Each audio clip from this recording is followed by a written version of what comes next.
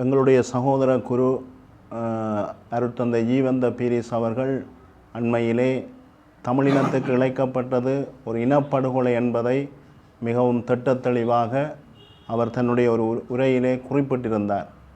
அதை எங்களுடைய சகோதர குருக்களில் ஒருவரே அங்கே நடந்தது இனப்படுகொலை அல்ல, மாறாக ஒரு பயங்கரவாதத்துக்கு எதிரான யுத்தம் என்ற வடிவமைப்பிலே அவர் அதை குறிப்பிட்டிருந்தார். அதை நாங்கள் முற்றாக மறுக்கின்றோம்.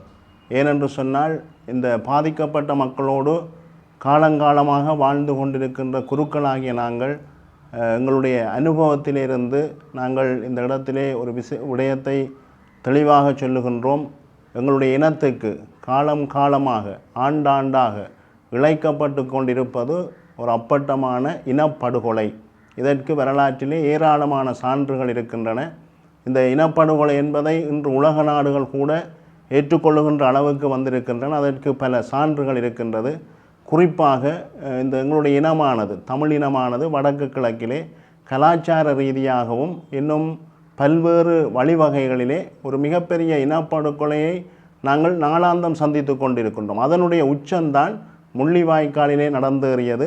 முள்ளிவாய்க்காலிலே எங்களுடைய மறைந்த முன்னை நாள் மன்னார் மறைமாவட்ட ஆயர் அவருடைய கூற்றின்படி கடைசி 8 மாதத்திலே 2009ஆம் ஆண்டு 1,46,000க்கு மேற்பட்ட தமிழ் பொதுமக்கள் கொன்றளிக்கப்பட்டிருக்கின்றார்கள்.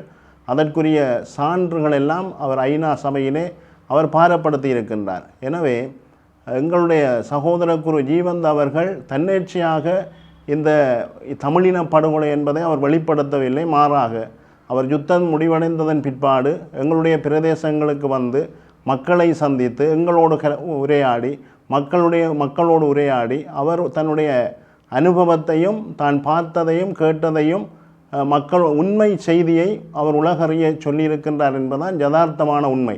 எனவே இந்த விடயத்திலே நாங்கள் எங்களுடைய உணர்வுகளோடு எங்களுடைய இந்த இன அழிப்பு நடந்த மக்களுடைய இந்த உணர்வுகளோடு ஒன்றித்திருந்து உண்மைக்கும் நீதிக்கும் குரல் கொடுக்கின்ற சகோதர குரு ஜீவந்தை அவர்களோடு நாங்கள் எங்களுடைய உடனிருப்பை அடையாளப்படுத்தி கொள்ளுகின்றோம்.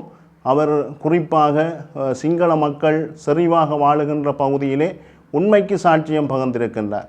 இந்த உண்மைக்கு சாட்சியம் பகிர்ந்ததனால்தான் எங்களுடைய குருக்களும் கூட பலரை நாங்கள் இழந்திருக்கின்றோம். குறிப்பாக எங்களுடைய அருட்தந்தை பிரான்சிஸ் ஜோசப் அடிகளார் இறுதி யுத்தத்திலே அந்த சூழலிலே இருந்து கொண்டிருந்தவர். அந்த யுத்தம் முடிவடைகின்ற சூழலிலே கிட்டத்தட்ட 100க்கும் மேற்பட்டவர்களோடு இராணுவத்திடம் அவர் சரணடைந்தார். இதை பார்த்தவர்கள் இன்றும் உயிரோடு இருக்கின்றார்கள். ஆனால் இலங்கை அரசாங்கம் சொல்லுகின்றது அப்படி ஒரு சம்பவமே நடைபெறவில்லை என்று. இலங்கை அரசாங்கத்தினுடைய கூற்றின்படி எந்த விதமான இழப்புகளும் இல்லாமல் யுத்தம் முடிக்கப்பட்டது என்று சொன்னார்கள். ஆனால் பெரும் அளவான மக்களை நாங்கள் இழந்திருக்கின்றோம். இன்றும் எங்களுடைய காணிகள் அபகரிக்கப்பட்டு கொண்டிருக்கின்றது. அபிவிருத்தி என்ற போர்வையிலே எங்களுடைய பூர்வீக நிலங்கள் கபலீகரம் செய்யப்பட்டு கொண்டிருக்கின்றது. இன்றும் உயர் பாதுகாப்பு என்ற போர்வையிலே எங்களுடைய சொந்த நிலங்களிலே மக்கள் குடியேறாத நிலைகள் காணப்பட்டு கொண்டிருக்கின்றது. எனவே இவ்வாறாக இலங்கை சுதந்திரம் அடைந்த அந்த காலங்களிலிருந்து இன்று வரைக்கும் எங்களுடைய தமிழினம் வடக்கு கிழக்கிலே பல்வேறு விதமான துன்பங்களுக்கும் துயரங்களுக்கும் ஒரு மிகப்பெரிய இனப்படுகொலைக்கும் காலங்காலமாக உள்ளாக்கப்பட்டு கொண்டிருக்கின்ற அந்த சூழலிலே திரு அவையாக நாங்கள் பாதிக்கப்பட்ட மக்களுடைய சார்பிலே இருந்து உரிமை குரல் கொடுக்க வேண்டியவர்களாக இருக்கின்றோம்.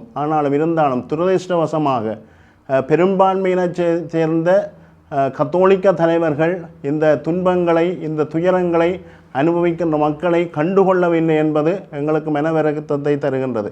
எனவே இந்த சூழமைவிலும் இந்த உரிமைக்காக குரல் கொடுக்கின்ற எங்களுடைய சகோதர குருவோடு எங்களையும் அடையாளப்படுத்தி கொண்டு நாங்கள் இனப்படுகொலைக்கு உள்ளாக்கப்பட்டோம். இன்றும் பல்வேறு வடிவங்களிலே இனப்படுகொலை நடந்து கொண்டிருக்கின்றது எங்களுடைய மண்ணிலே என்பதை நாங்கள் அறுதியும் உறுதியுமாக இந்த இடத்திலே கூறிக்கொள்ளுகின்றோம்.